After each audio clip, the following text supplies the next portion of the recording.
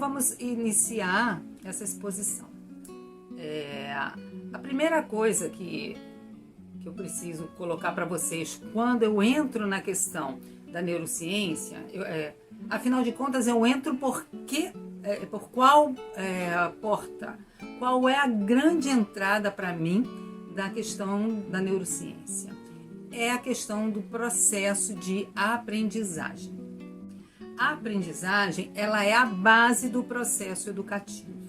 E a biodança, ela é um sistema de desenvolvimento humano.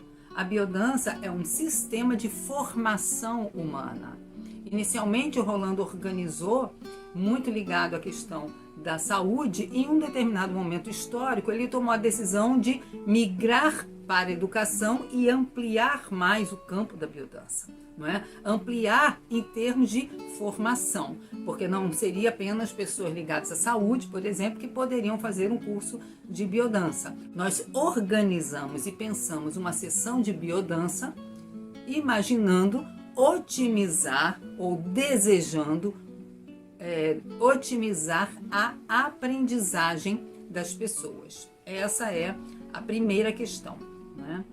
Dito isso, eu quero falar para vocês também que eu não vou fazer aqui um tratado de biologia cerebral, tá? Eu não vou ficar aqui discutindo com vocês a natureza de um neurônio ou qualquer coisa desse tipo.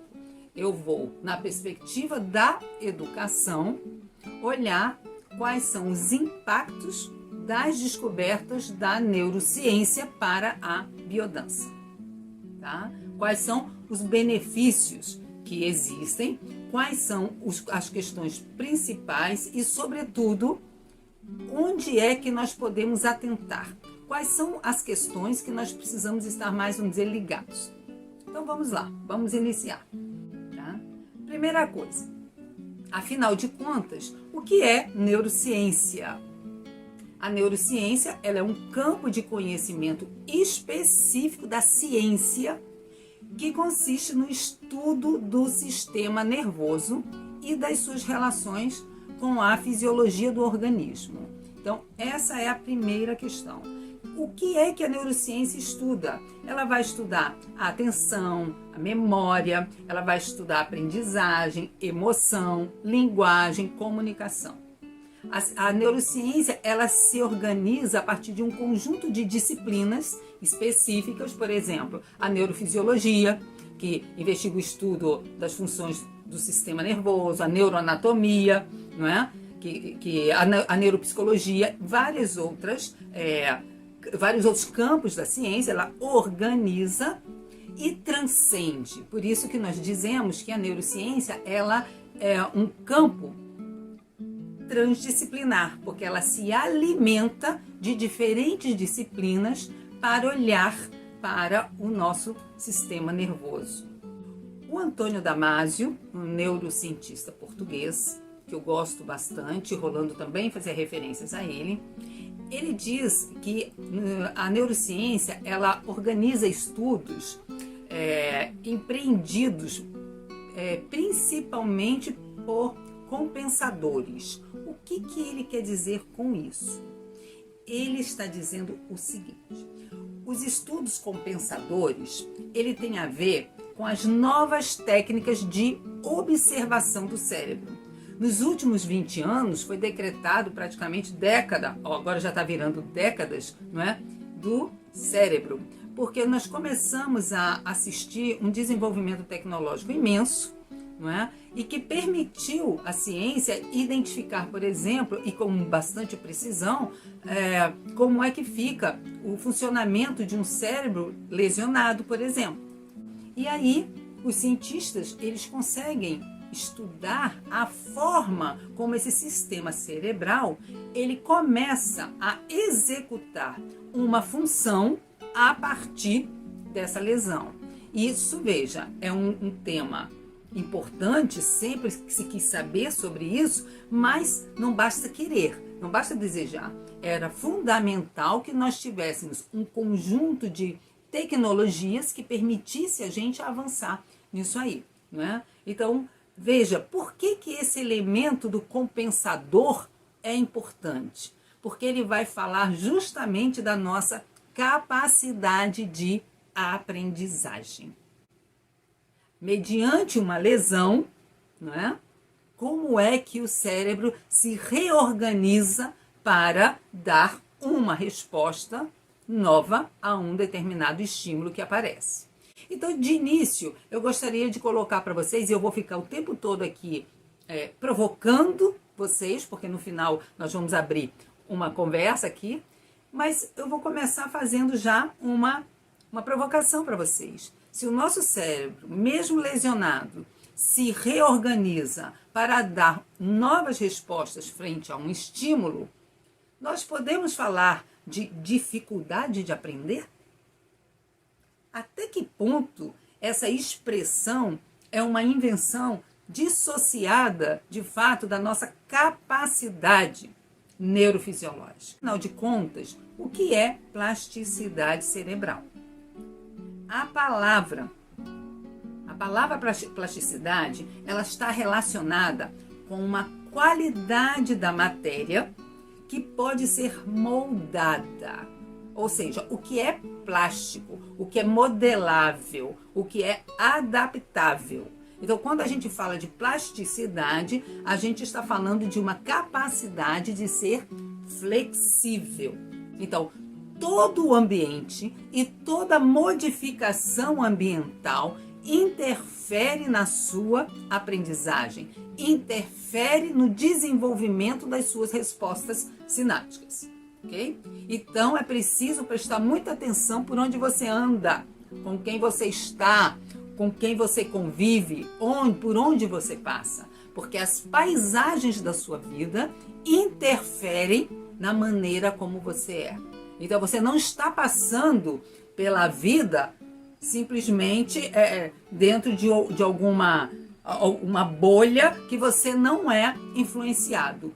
Ao estar vivo, você está aberto para todos os estímulos que o meio te oferece e que você pode captar, desde que você nasce até a sua morte. A plasticidade é um elemento chave para a aprendizagem. Porque ao longo da vida nós vamos aprendendo algumas coisas, nos desfazendo de outras, mudando de opinião. Por que isso acontece? Porque nós estamos fazendo e refazendo um conjunto de associações de células nervosas que vão permitindo a criação de novas sinapses, ok? Então, sem essas novas ligações, seria simplesmente impossível a gente viver. Então, refletir sobre memória, refletir sobre esquecimento, sobre o sono, sobre a atenção, sobre os sentidos, sobre a linguagem, sobre a interpretação das imagens, tudo isso tem a ver com neurociência. E mais, tudo isso tem a ver com o nosso comportamento. Porque essa questão da aprendizagem, evidentemente, ela é determinante na organização do nosso comportamento. Então, vamos entrar em uma questão que é fundamental, que é a questão da memória. Nós precisamos estar atento a essa questão da memória, porque a memória é a base de todo saber. Sem a memória, não existe aprendizagem. É a memória que vai determinar a nossa individualidade. A memória, quanto mais carga emocional existir numa memorização, maior vai ser a potencialidade da gente evocar a memória. A memória, ela é fundamental porque a partir dela é que nós vamos executar atividades. A partir dela nós vamos tomar decisões. É a partir dela que nós vamos resolver problemas. A memória, gente, ela não é uma gaveta, é um lugar que você vai lá, como se fosse um armário, vou lá pegar, deixa eu acessar aqui e fechar. Memória não é um estado, a memória não é um lugar. Memória é um processo. Ela está aqui fluindo dentro de você a todo instante.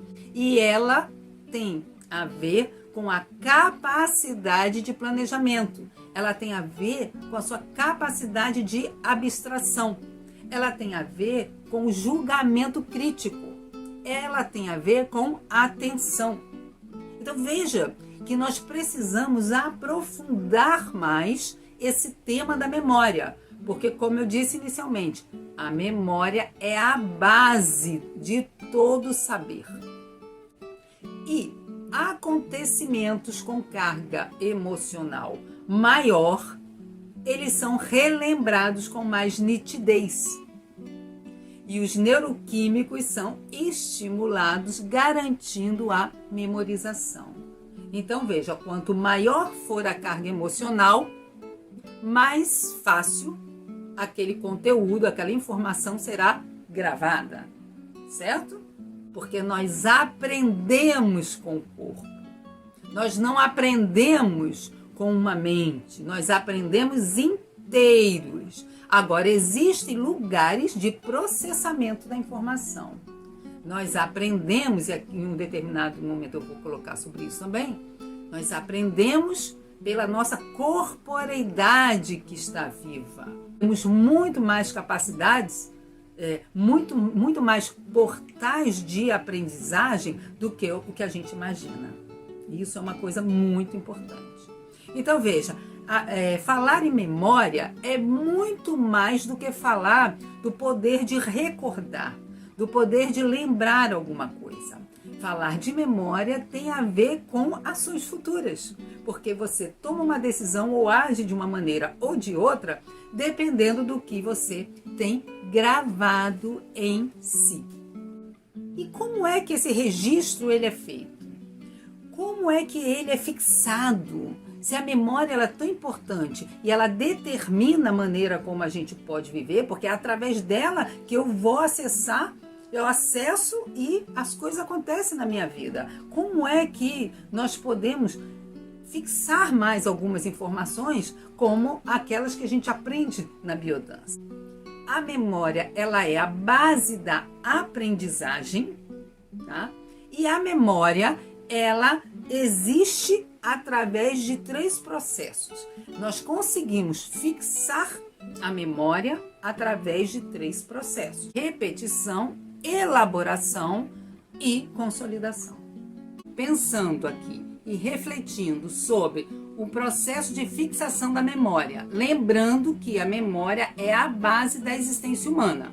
A memória, primeiro, para fixá-la, nós precisamos de um trabalho de repetição que tem a ver com a ativação da informação. Isso é muito importante.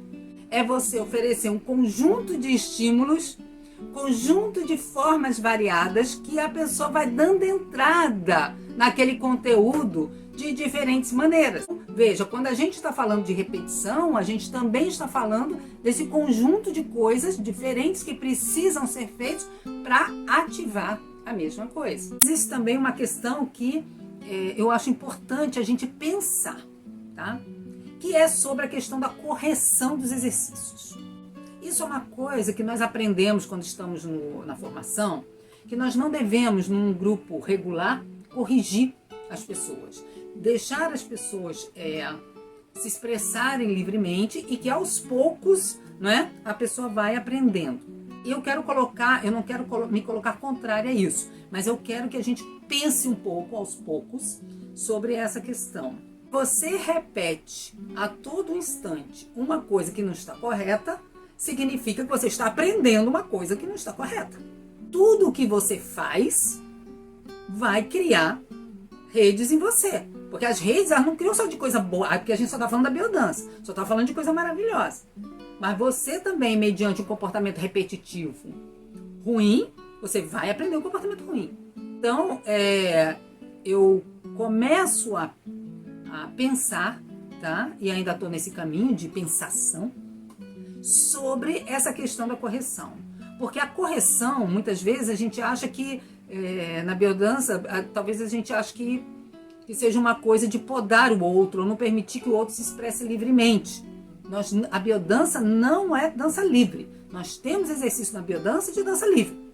Mas a biodança, ela tem exercícios muito específicos. Agora, existem acessos diferentes aos exercícios. Uma pessoa que está começando a fazer um exercício de fluidez é diferente de uma pessoa que já está há mais de um ano fazendo fluidez. É diferente de uma pessoa que já está no 3º ano de biodança fazendo fluidez. Mas existe o jeito de fazer o exercício. Não existe efeito zero. Isso precisa estar claro. Não existe efeito zero. Tudo o que você está fazendo, de alguma forma, está interferindo, porque todo o ambiente interfere. Todos os estímulos interferem. Então, se a pessoa está fazendo o exercício, mas tem uma determinada dificuldade, ou simplesmente é o jeito dela fazer o exercício dela naquele momento, com as possibilidades, ela está tudo ok. Assim, a gente precisa atentar muito, porque existe uma questão aí que eu gostaria de compartilhar com vocês, que tem a ver com o feedback. Nós precisamos, na biodança, maximizar o feedback. O cérebro da gente, ele está estruturado para operar em feedback. Então, quando a gente não dá o feedback, a gente está impedindo o cérebro de cumprir esse papel. E o nosso cérebro, ele aprende uma coisa, se organiza e ele vai repetir. Eu quero entrar numa questão que eu acho bem bacana. Muitas vezes a gente fala da biodança aqui agora, e isso tem em todos os nossos materiais e nas apostilas de biodança, mas esse aqui agora que a biodança fala não tem a ver com a memória ultra rápida. Porque quando a gente fala que a biodança tem a ver com aqui e com agora, nós estamos falando de entrega, nós estamos falando de plenitude, nós estamos falando de inteireza. Nós não estamos falando num lapso de tempo que acabou e morreu. Não é isso. A memória de curta duração, ela dura apenas alguns minutos, né? Apenas alguns minutos. Ela é ultra rápida, tá? É aquela informação descartável. A vivência, como foi colocado aqui no chat, a vivência, ela não produz uma memória ultra rápida. Não produz.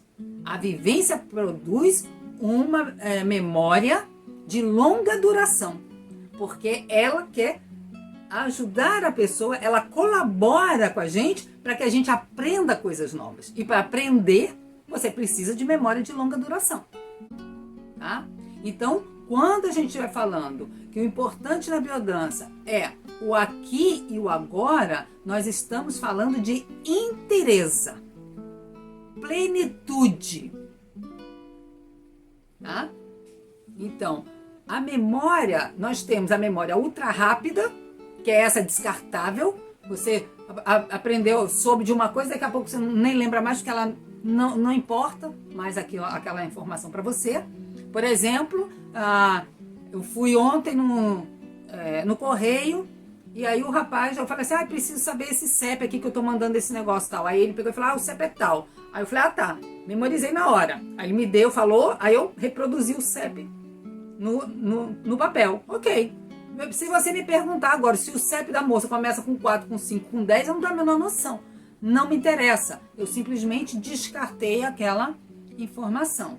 Essa é a memória ultra rápida. Me serviu para uma coisa, mas já não serve mais. Eu não vou mais voltar nela. Mas existe a memória a curto prazo. A biodança trabalha com memória a curto prazo? Também não.